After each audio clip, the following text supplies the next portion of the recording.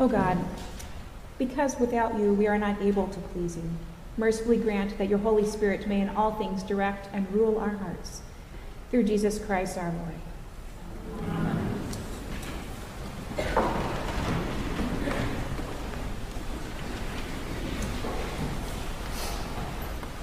When David and I lived in California with our children, our rector would remind us of this very important thing.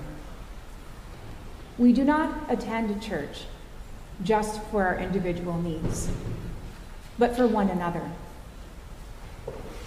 This week's theme is presents. So I'm going to tell you some stories about presents. He would also say another thing that's about presents. He would say, and these are his words, there are mornings when we just don't feel like swinging our tootsies over the gunnels. I was assured you guys spend some time on sailboats. You might get that reference. And then he would go on to say, but we must do it anyway, because we do not know who it is that might just need to see our face that day. And then he would go on and say, you want to know what the spiritual life is? It's getting up each morning, washing your face, combing your hair, putting on a clean shirt, and heading out into the world. That is the spiritual life, because the spiritual life is your whole life. It was a commission for us, and I will never forget it. In other words, yes to contemplation, yes to beauty and worship, but also a big yes to just showing up for the sake of others. Because without each of our personal commitments to presence, our spiritual lives will always have a hole in them. I loved him so much, and I don't think he has even the slightest idea how his very presence gave me the security I needed in order to allow the transformative power of the Holy Spirit to work in my life. We do not know how it is that God might use our presence in the life of others at any given moment. But we can be assured that he will.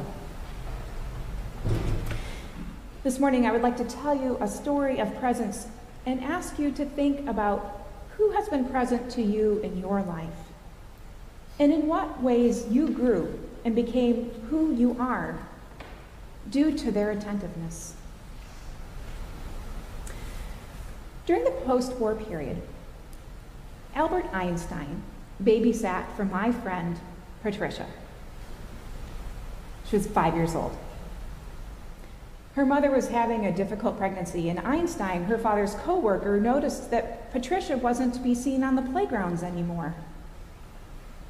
So he began to drop in at Patricia's family's apartment near Princeton and play with her, read to her, get down on the floor with her, and just be present to her. Patricia related the story to me that on one cold December evening, her father held her up on the window seat. She remembers her little stocking feet on the hot radiators, so that she might look out and see Einstein on the front lawn singing Christmas carols with the Princeton Men's Choir. The choir had stopped by to serenade Einstein, and instead of just watching, he threw on his shoes and an overcoat, ran out into the snow and said, "Come on, let's go to my friend's house. There's a little girl there who needs us." And so Patricia looked out, and there they were in the lawn, singing Christmas carols. Now, there was no obligation. Patricia would have never known that she had missed anything if he had just stayed in the house and watched the caroling himself. This was a pure gift on his part.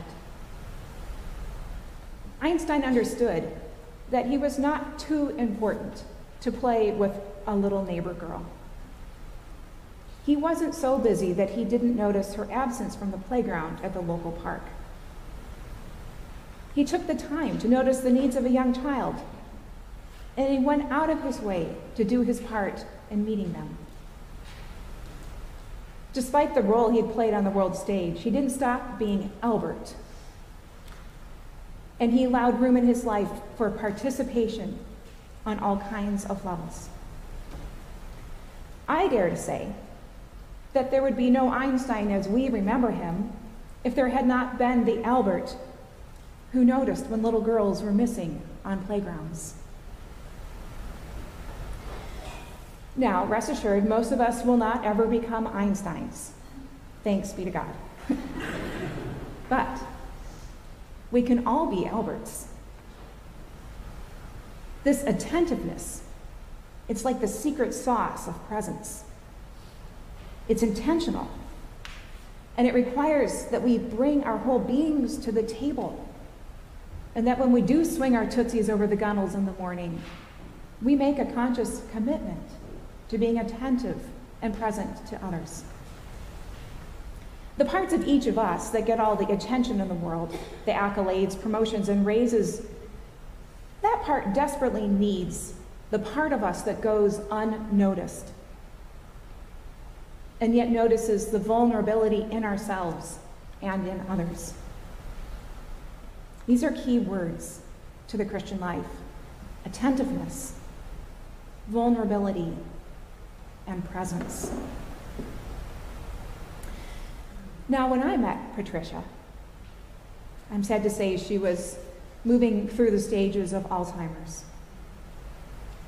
She'd been a lifelong Episcopalian, and even though Louis, who is watching this morning from California, looked completely wrung out by the time they got to church on Sunday mornings, she was in her pew every Sunday in a perfectly pressed suit and her best feathery hat. She always took the time to ask our youngest daughter, Jenna, how she was, and to compliment her outfits. Due to a lifetime of attentiveness, the practice of presence was still ingrained in her. She was a trial lawyer for workman's comp. And she told me, she said, "I have never lost a case, and I'll tell you why.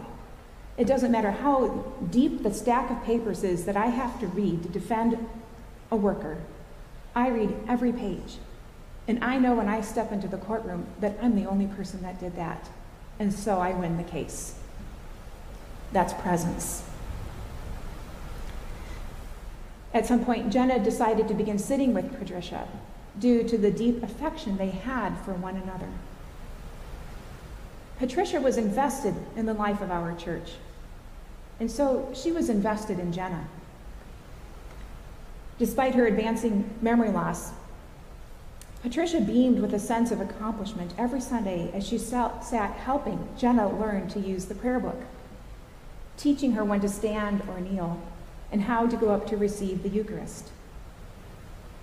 Now, Jenna's my kid, so she was pretty well schooled in all of that. But, to her credit, she never let on to Patricia that she was teaching her the same lesson from week to week. Jenna was practicing presence, and she correctly observed that by allowing Patricia to help her, Patricia was better able to keep her mind focused on the liturgy and therefore continue to participate in the life of our congregation a little while longer.